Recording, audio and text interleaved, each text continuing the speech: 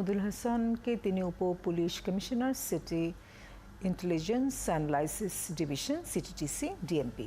আপনাকে স্বাগত জানাচ্ছি এবং যে কারণে আপনাকে যুক্ত করা সেটি আজকে দিনভরই আলোচিত হয়েছে, যে আমরা দেখলাম যে ইলেকশন কমিশনের ওয়েবসাইট থেকে ভুয়া এনআইডি সরবরাহ করত একটি চক্র এবং তাদেরকে ধরতে আপনারা সক্ষম হয়েছেন। একটা রিপোর্ট আছে, রিপোর্ট দেখে নেব। রীতিমতো ফেসবুক পেজ খুলে বিজ্ঞাপন দিয়ে চলছিল জাতীয় পরিচয়পত্র, জন্ম নিবন্ধন ও করোনা সনদ বিক্রির বাণিজ্য। 1 থেকে 10,000 টাকায় কেবল জাল সনদে দেয়া নয়, সেসব সনদ সরকারি ওয়েবসাইটে যুক্ত করে আসল সনদে পরিণত করত চক্রটি। তবে জাল সনদ সরকারি ওয়েবসাইট যুক্ত করার কাজ করত নির্বাচন কমিশনের ডাটা অপারেটর জামাল। সিটিটিসি জানায়, লিটন নামের একজন কমিশনার সার্ভারে ঢুকে যে ওটিপি দরকার হতো তা জামালের মাধ্যমে পেত। বিনিময়ে ওটিপি প্রতি জামালকে দিতে হতো 3,000 টাকা। ওটিপিটা কিনতে হতো 3,000 টাকার বিনিময় যে কোনো। এবং এই জামাল, যিনি নির্বাচন অফিসে ডাটা এন্ট্রি অপারেটর, সে এক পর্যায়ে ব্যবসার তাদের গভীরতা বা ঘনিষ্ঠতা এত বেড়েছিল যে তার ইউজার আইডি এবং পাসওয়ার্ড তাকে দিয়ে দিয়েছিল, লিটন মোল্লাকে দিয়ে দিয়েছিল। লগ ইনের জন্য তাকে 3,000 টাকা দিতে হতো প্রতিদিন। করোনা সার্টিফিকেট ও জন্ম নিবন্ধন তৈরি করত সে। সরকারি ওয়েবসাইটের সাথে মিল রেখে নিজস্ব ওয়েবসাইট তৈরি করে সেখান থেকে আপ করা হতো অনলাইন কপি।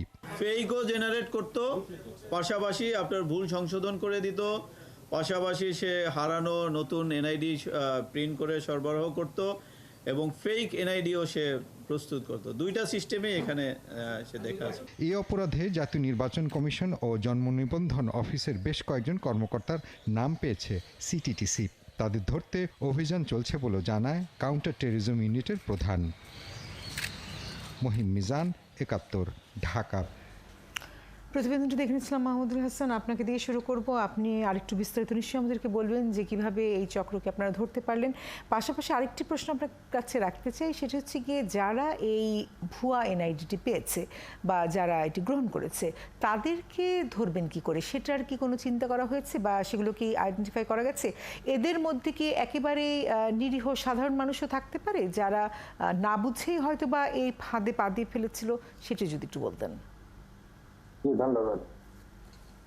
আপনারা দেখেছেন বেশ কিছুদিন ধরে সোশ্যাল মিডিয়া সহ বিভিন্ন সামাজিক যোগাযোগ মাধ্যমে এই জাতীয় বিভিন্ন প্রচারণা চলছিল। তাছাড়া গত মাসে দুটি বড় জাতীয় দুর্নীতি সংক্রান্ত একটা রিপোর্ট হয়েছিল। তো তার ভিত্তিতে আমাদের যে সোশ্যাল মিডিয়া মনিটরিং টিম আছে তারা কাজ করছিল এবং কাজ করতে করতে গিয়ে তারা কিছু লিঙ্ক পায়, যেটা ওপেনলি ফেসবুকে দেওয়া ছিল, যে সমস্ত লিঙ্কে ঢুকে তারা তাদের যে সমস্ত সরকারি যে কিছু সেবা আছে সেই সমস্ত সেবা তারা টাকার বিনিময়ে দিতে পারবে। এর ভিত্তিতে সেই লিঙ্কগুলো নিয়ে আমরা কাজ শুরু করি এবং এক পর্যায়ে হলো আমরা মানে এই লিটনের সন্ধান পাই, যে বাগেরহাট থেকে আমরা যাকে গ্রেফতার করেছি এবং তার দেওয়া তথ্য মতো পরবর্তীতে নির্বাচন কমিশনের সাথে সংশ্লিষ্ট যে জামাল, তাকে আমরা পাবনা সুজানগর থেকে গ্রেফতার করেছি। এটা প্রথম প্রশ্নের উত্তর।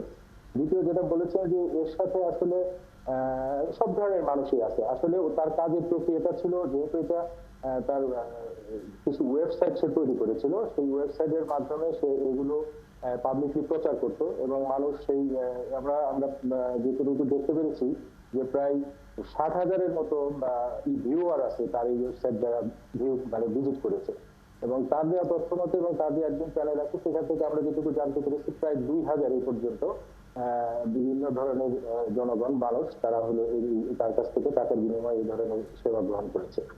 জি জি, প্রশ্ন করতে পারবেন, মতামত রাখতে পারবেন। মশিউল আলম, মঞ্জুরুল ইসলাম, আপনার। তো আমি তো অবাক হচ্ছি ভেবে যে এই কাজটা এটা এত সহজ একটা কাজ। আমি তো জানি, আমার ব্যক্তিগত অভিজ্ঞতা থেকে জানি যে national ID card, genuine national ID card তৈরি করা একটা প্রায় দুঃসাধ্য একটা কাজ। আমার ছেলের বয়স যখন 18 বছর হলো, তখন তার এই ন্যাশনাল আইডি কার্ড তৈরি করার যে প্রক্রিয়ার ভিতর দিয়ে আমি গেলাম, একজন নির্বাচন কমিশনারকে মানে কমিশনারের সহযোগিতা নিয়ে, তারপরেও যে ধকল, যে মানে ঝামেলা, যে ঝক্কি ঝামেলার ভিতর দিয়ে একটা দীর্ঘ সময়ের ভিতর দিয়ে পার হলাম, তখন মনে হতো যে জেনুইন আইডি কার্ড পেতেই যেখানে যে ব্যবস্থায় এত কঠিন, সেখানে তো জাল পাওয়া তো অসম্ভব ব্যাপার। এটা কি করে ঘটে? তাহলে আমাদের এই ব্যবস্থাটা কেমন ব্যবস্থা? এখন যেটা দেখতে পেলাম, এই যে এটা একটা ভুয়া জাল জিনিস তৈরি করা খুবই সহজ, কিন্তু জেনুইন জিনিস পাওয়া, একটা নাম ভুল হয়েছে, সেই নাম শুদ্ধ করতে লাগে 3 বছর।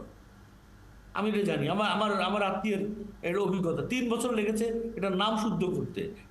এরকম একটা ব্যবস্থা আমরা তৈরি করে রেখেছি, যেখানে হাজার হাজার মানুষকে জাল এনআইডি তৈরি করে দেওয়া হচ্ছে। তো এইটা যে আরো কত হয়েছে কিনা আমি জানি না, একটা ধরা পড়েছে, এখনো হচ্ছে কিনা এগুলো আমি জানি না, কিন্তু আমার মনে হয় আমাদের এই ব্যবস্থায় বিরাট ঘাটতি রয়ে গেছে। এখানে যারা কাজ করেন তাদের ভিতরে, তাদেরকে মানে তাদের উপরে নজরদারি কিভাবে করা হয়, এ, আদৌ নজরদারির ব্যবস্থা আছে কিনা, এগুলো নিয়ে আমার বিরাট সন্দেহ দেখা যায়। মানে আমার মনে বিরাট বিরাট সন্দেহ দেখা দিল এই ঘটনার ফলে। মঞ্জুরুল ইসলাম। হ্যাঁ, আমার মাহমুদুল হাসানের কাছে একটি ছোট্ট প্রশ্ন আর দুটি কমেন্ট। আমি কমেন্টটা আগে করে নিই, তার প্রশ্ন করছে। প্রথম কমেন্ট হচ্ছে, দেখেন আমাদের সর্বত্র এই যে বিদ্যুতের চৌকিদার 300 কোটি টাকার মালিক, অমুক ডিপার্টমেন্টের অফিস অ্যাসিস্ট্যান্ট সে 200 কোটি টাকার মালিক, এই যে সংবাদগুলো আসার পরে আমাদের যে সমস্ত সেন্সিটিভ জায়গায় এখানকার কর্তা ব্যক্তিরা এই নিচের নজরটা রাখেন বলে আমার কাছে মনে হয় না। লোভ এবং অনিয়ম, দুর্নীতি, এই বিষয়গুলো রন্ধ্রে রন্ধ্রে পৌঁছেছে, এটার নজরদারি দরকার, সেন্সিটিভ। আর দ্বিতীয় কমেন্ট হচ্ছে, যেটা মশিউল আলম বললেন, আমি একমত, যে আমাদের এখানে এনআইডি পাওয়াটা এত কঠিন করে ফেলেছে, ফলে সাধারণ মানুষের দোষ নাই। আপনি ওয়েবসাইটে দেখে যদি দেখা যায় যে কেউ একজন এক ধরনের এক্সপার্টাইট করার জন্য, যেটা বিদেশে আছে, যে আপনি এটাকে ত্বরান্বিত করে দিবেন কাজটা, সেজন্য আপনি একটা বাড়তি ফি দিয়ে কাজটা, সাধারণ লোক ওইভাবে যেতে পারে। ফলে এই বিষয়টাকে সহজীকরণ করা দরকার, না হলে কিন্তু এই অন্যায়টা বাড়বে। আর মাহমুদ সাহেবের কাছে আমার প্রশ্ন, একজনকে ধরলেন যিনি তার আইডিটাই মানে প্রতিদিন নিজে আর কত টাইপ করবেন, ওনাকে আইডি টাইপ করা বাবদ 3,000 টাকা দিনে পেয়ে তার পাসওয়ার্ড দিয়ে দিয়েছেন। এরকম বাকি আর কয়জন কর্মকর্তা জড়িত কাজের মধ্যে, এবং তাদের যে মূল কর্মকর্তা বস, তাদেরকে এর মধ্যে জবাবদিহিতার আওতায় এনেছেন কিনা, এর নজরদারি করবার জন্য যাদেরকে আপনি দায়িত্ব দিলেন, এই লোকটা অন্যায় দুর্নীতি করছে কিনা এইটা দেখবার কোনো ব্যবস্থাপনা আছে কিনা, এরকম তদন্তটি আপনারা করবেন কি? জি, মাহমুদুল হাসান। যে আমি একটা বিষয় একটু ক্লিয়ার করি, আসলে এখানে নতুন কোনো এনআইডি তারা তৈরি করে দেয় না, তারা যেটা করে একটা ডুপ্লিকেট এনআইডি করে দেয়।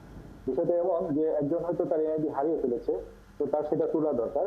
তো তখন হলো এই আমাদের যে যাকে গ্রেফতার করেছে লিটনের এই ওয়েবসাইটে বা তার হোয়াটসঅ্যাপ নাম্বার আছে, হোয়াটসঅ্যাপ গ্রুপে গিয়ে সে তখন ওই রিকোয়ারমেন্টটা দেয়, এবং তার ওই পাসওয়ার্ড এবং জন্ম নিবন্ধন নাম, সরি আমি এনআইডি নাম্বার এবং হলো তার বয়স এটা দেয়। দেওয়ার পরে সে তখন ওইটা ওই ইয়ে আপনার পাসপোর্ট অফিসের এনআইডি অফিসের যিনি আছেন তার কাছে পাঠানো হয়। পাঠাইলে সে তখন সে ভিউ করতে পারে, সে ওইখান থেকে একটা পিডিএফ কপি নেয়, কপি নিয়ে একে পাঠায়। একে পাঠানোর পরে সে তখন সেটা তার একটা বানানো ওয়েবসাইট আছে, সেই ওয়েবসাইটে যখন সে দেয়, ওয়েবসাইট থেকে ওই ওই মানে এনআইডিটা জেনারেট হয়ে আসে। এটা কিন্তু ডুপ্লিকেট, এটা এমন না যে এটা নতুন করে দিচ্ছে, এটা একটা। আবার কিছু ক্ষেত্রে আমরা পেয়েছি যেটা কিছু এনআইডি সে সংশোধন করে দিয়েছে। তো এক্ষেত্রে আমরা যাকে পেয়েছি তার মাধ্যমে আমরা আরো উপরে তারা তার সাথে সম্পৃক্ত আছে সেটা তদন্ত চলছে। বিজ্ঞ আদালত বিমান মঞ্জুর করেছেন, আমরা তাকে জিজ্ঞাসাবাদ করছি। আমরা আশা করছি যে এর থেকে আরো কিছু বের করতে পারবো। ধন্যবাদ। জি, অনেক ধন্যবাদ। আমার মনে হয় আজকে আমরা আলোচনা শেষ করতে পারি। মাহমুদুল হাসান ধন্যবাদ জানাচ্ছি, কৃতজ্ঞতা জানাচ্ছি, আপনি যুক্ত হয়েছেন আমাদের সাথে, পুরো সময়টি দিয়েছেন। মশিউল আলম, মঞ্জুরুল ইসলাম, আপনাদের কাছে কৃতজ্ঞতা। আজকে শেষ করছি, আগামীতে নিশ্চয়ই কথা বলার সুযোগ হবে। ভালো থাকবেন 71। শুভরাত্রি।